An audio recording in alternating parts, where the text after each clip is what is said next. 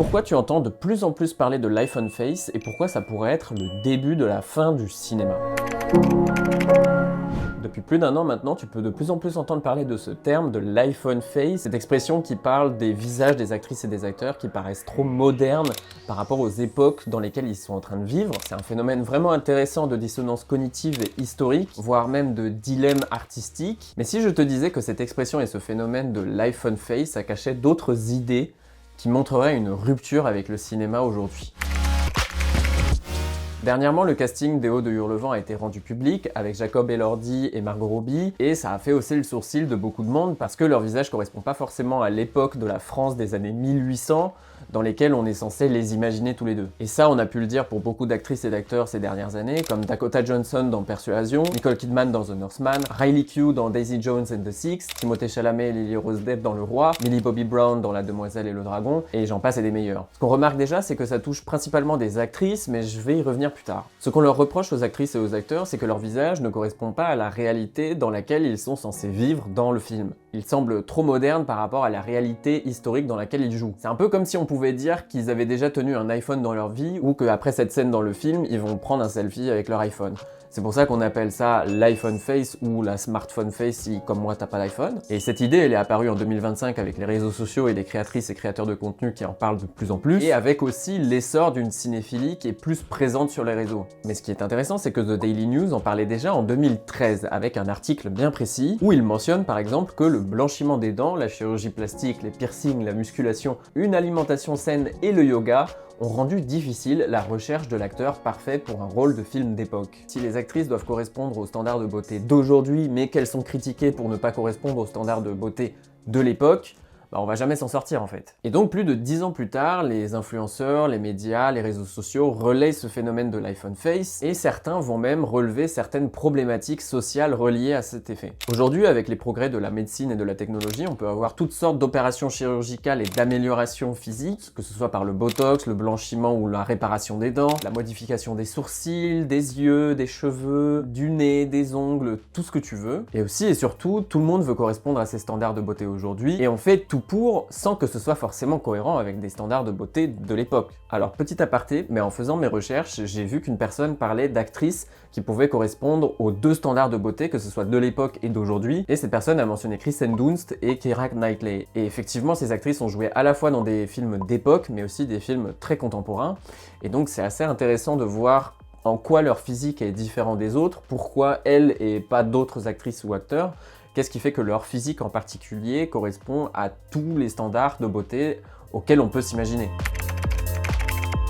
La problématique que pose ce modèle de beauté d'aujourd'hui, c'est qu'il correspond pas du tout au modèle de beauté qu'on avait à l'époque, dans le passé, que ce soit à la Renaissance, au Moyen-Âge ou dans l'Antiquité même. Ça amène donc cette dissonance cognitive et historique qui s'approche de la vallée dérangeante, qu'on peut ressentir en voyant des films d'aujourd'hui qui semblent trop éloignés de la réalité historique, ou plutôt de l'image qu'on se fait de la réalité historique qu'il y a dans le film. Ça nous donne forcément un dilemme esthétique. Soit on choisit des talents qui sont physiquement alignés avec l'époque historique qui est jouée, soit on prend des actrices et des acteurs qui ont déjà leur physique qui ne correspond pas forcément à la réalité qu'ils sont censés jouer, et ce qui amène aussi leur persona, leur image de marque, leur nom, leur carrière, tout leur passé personnel en fait. Le média NSS emploie alors le terme de digestabilité du produit par rapport à ces films-là, en disant probablement la modernité de l'apparence de nombreux protagonistes contribuent également à la digestabilité du produit par le public. J'ajouterai alors un extrait du Daily News qui dit que si les acteurs de performance correspondent souvent mieux à l'esthétique des films d'époque, ce sont les stars qui font vendre les films au box-office. Et franchement c'est vrai, on va pas se mentir, on aura sans doute plus envie de voir Timothée Chalamet rayonnant et beau comme il est aujourd'hui, plutôt qu'avec des vieux vêtements, des dents cassées, une coupe au bol. Le média 3 couleurs ajoute aussi par rapport à ça que la représentation du passé est déjà une construction imaginaire et rend vaine toute volonté de restituer une vérité absolue. Certaines personnes parlent aussi des tableaux et des portraits qui ont été peints aux différentes époques, et qui montrent des visages et des corps qui ne correspondent pas non plus forcément à la réalité qu'il y avait à cette époque-là pour embellir tout simplement les personnes qu'ils peignaient.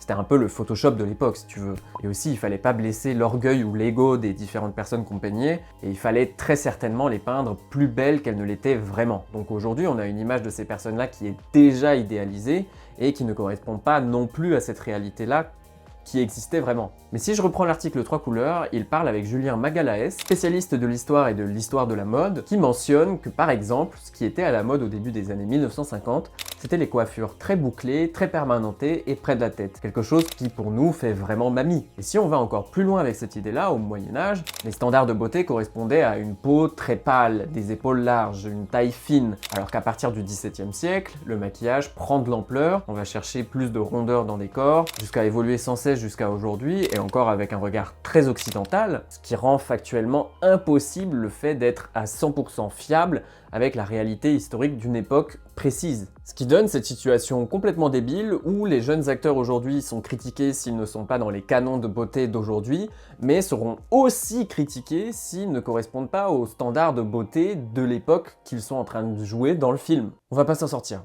Et ça impacte souvent les femmes qui n'ont rien demandé et qui se retrouvent très souvent dans une impasse. Pour résumer, pour faire un film, il faut donc forcément sacrifier une partie de la réalité historique pour le bien du film et du public. Et il y a autre chose qu'on peut choisir de faire pour le bien du public et du monde en général, c'est bien sûr de liker, commenter et de s'abonner à cette superbe chaîne qui est la mienne et qui parle de sujets hyper pertinents et hyper intéressants aujourd'hui dans le monde et dans le cinéma, dans la culture, tout ça. Donc pour le bien du monde et de l'histoire, n'oublie surtout pas de t'abonner, de liker et commenter cette vidéo.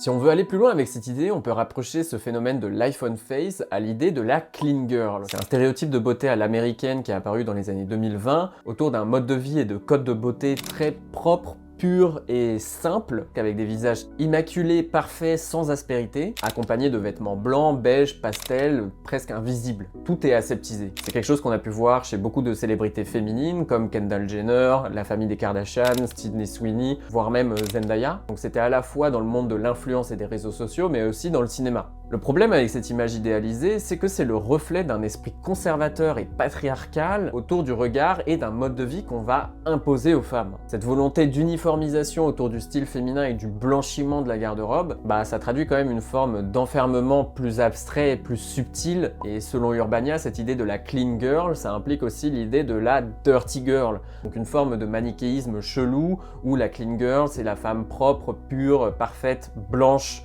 riche, et maquillée parfaite, et la dirty girl qui ne correspond pas aux règles, qui n'obéit pas, qui est sale, qui est colorée, qui a plein de défauts. Et donc forcément tout ce qui est dirty girl, c'est de ne pas être blanche, de ne pas être propre, ne pas être pure, donc ne pas correspondre à l'archétype de la femme parfaite blanche. On peut aussi assimiler cette idée à la trend de la tradwife, ou la femme traditionnelle, donc une tendance des réseaux sociaux qui est apparue dans les années 2020 pour promouvoir l'idée de la femme au foyer, cette femme qui reste à la maison, qui s'occupe des enfants, qui fait à manger, qui s'occupe de son mari, et qui n'a pas d'activité professionnelle à proprement parler. Toutes ces idées, c'est bien sûr pour maintenir une forme de pouvoir et d'oppression sur les femmes, pour les invisibiliser et leur imposer un regard, un mode de vie. L'iPhone face dans tout ça, alors, ça ne serait qu'un simple résultat, un symptôme d'un double standard de beauté qui dysfonctionne à notre époque actuelle.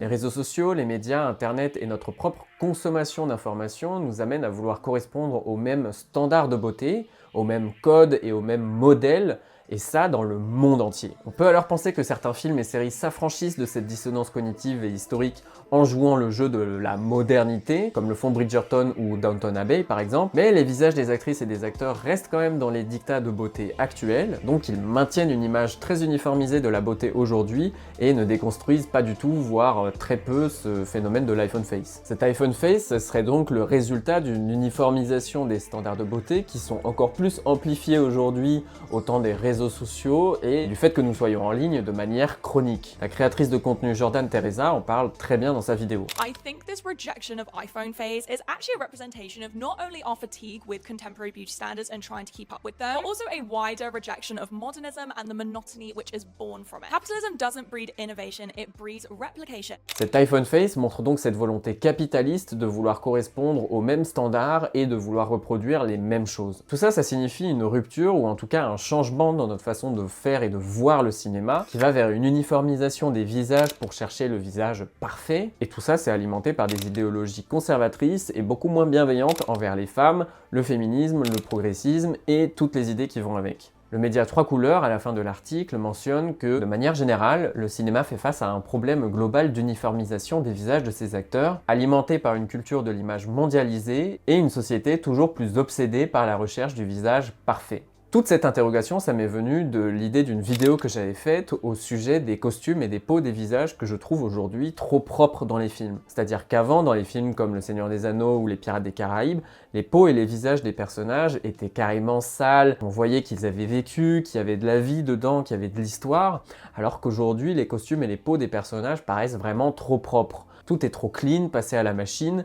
et on s'imagine que les actrices et les acteurs viennent de sortir de leur loge pour mettre les costumes qui les attendaient bien au chaud. Et sauf que ça, pour moi et pour beaucoup d'autres personnes, ça correspond pas à la réalité historique, ou plutôt même, on pourrait dire, à l'image de la réalité historique qu'on se fait de cette époque-là dans laquelle ils jouent. Et donc forcément, on a cette dissonance cognitive et historique qui se rapproche de la vallée dérangeante. Est-ce que c'est donc le début de la fin du cinéma tel qu'on le connaît aujourd'hui? Sandy Galán-Pérez, directrice de casting, dit de l'évolution du cinéma que c'est assez terrifiant car cela uniformise le paysage cinématographique. On a l'impression de toujours voir la même personne, ce qui fait disparaître l'individualité des personnages. Ce qui voudrait dire qu'on arrive peut-être dans une ère où le cinéma se veut plus comme un art de performance et d'esthétisme, plutôt que comme une expression artistique sincère, intime et personnelle. Beaucoup de mots compliqués là. Mais encore une fois, si tu likes, commentes et que tu t'abonnes, tu contribues à rendre ce monde meilleur. Des bisous.